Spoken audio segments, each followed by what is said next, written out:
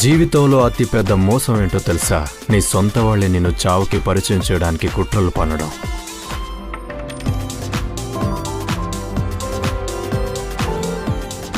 Happy Dasara boss. అమ్మవారు అందరినీ సంతోషంగా ఉంచాలి.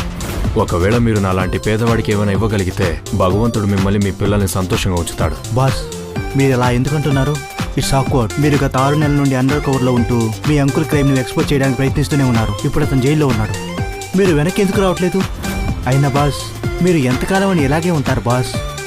చూడండి, షా ఇండస్ట్రీలో జనాలందరూ మీకోసం ఎదురు చూస్తూ ఉన్నారు. పైగా మీరు ఇక్కడ ఉండటం వల్ల అక్కడ చాలా ప్రాబ్లమ్స్ వస్తున్నాయి బాస్. అంకుల్ జైలుకి వెళ్ళారని నాకు తెలుసు జయేష్, కానీ నా పని ఒకటి మిగిలి ఉంది and I have to do that.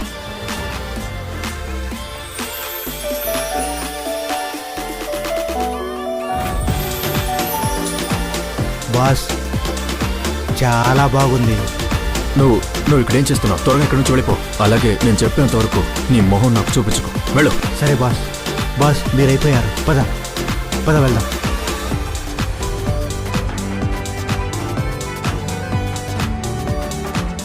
Hi శివం, నీకు దసరా శుభాకాంక్షలు. నీకు కూడా సేజల్, నువ్వు ఈరోజు చాలా బాగున్నావు. నీ వల్ల నేను గత 6 నెలలుగా ఆకలితో నిద్రపోయే పరిస్థితి రాలేదు. సేజల్, నేను నీకు ఒక విషయం చెప్పాలి. నేనేమి పేద ముష్టివా. అమ్మ ఫోన్ చేస్తున్నారు. అమ్మా. సేజల్, డాక్టర్లు ఏం చెప్పారంటే నాన్నమ్మకి ఇక ఎక్కువ సమయం లేదని. నాన్నమ్మ ఆఖరి కోరిక ఏంటంటే నిన్ను పెళ్లి కూతురుగా చూడాలన్నదే.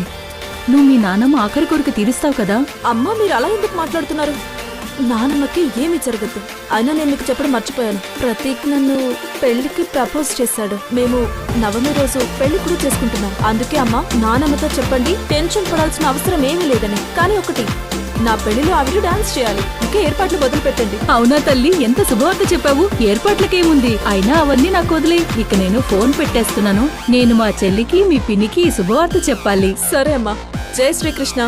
సరే, ఉంటాను తల్లి. సారీ, అది అమ్మ ఫోన్ చేశారు. నువ్వు ఏదో చెప్తున్నావు, పేదవాడు అనేదో. అంటే సేజల్ పెళ్లి ముందే ఫిక్స్ అయిపోయిందా?